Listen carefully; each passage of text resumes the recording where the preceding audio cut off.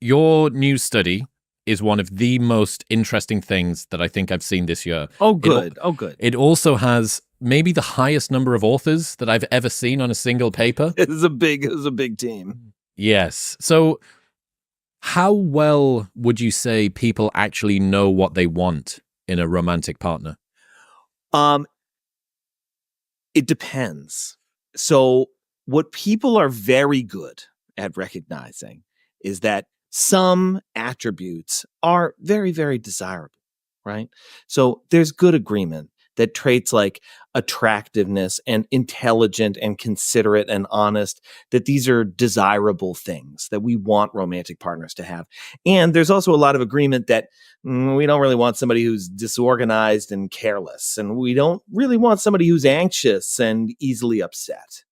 So there's a lot of agreement and accurate self-knowledge that some attributes are more desirable than others. And you can ask lots of interesting questions about why don't we want to be with anxious partners, right? Why don't we want to be with partners who are kind of a mess, right? And why do we want to be with partners who are attractive and intelligent?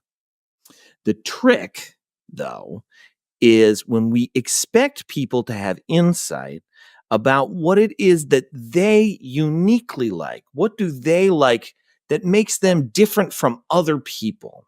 And that's the insight challenge where we find sometimes people do okay and sometimes not so much. Why is that an interesting insight?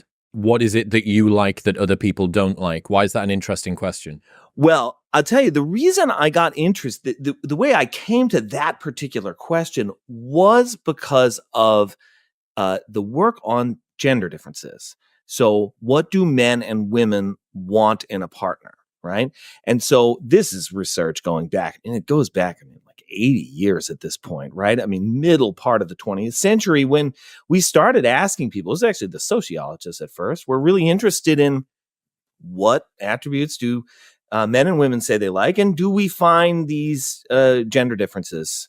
And you certainly do for attributes like attractiveness, for attributes like earning potential, right? Men will consistently say they like attractiveness more than women.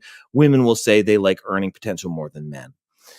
Um, so we were originally interested in whether we saw that those gender differences also played out when we looked at how those attributes predicted all sorts of downstream consequences, because that is an individual difference of sorts, right?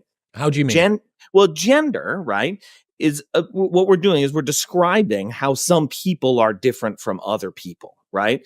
In some ways, it's like one of the easiest ones to latch onto in the mating domain, right?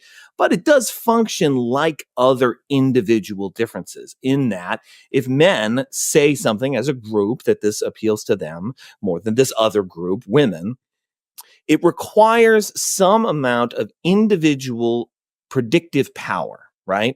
That the groups have to be telling us something different that's going to then play out when we see what it is that they actually find appealing. So it was really the gender differences that got me interested in this accurate self-knowledge question in the first place.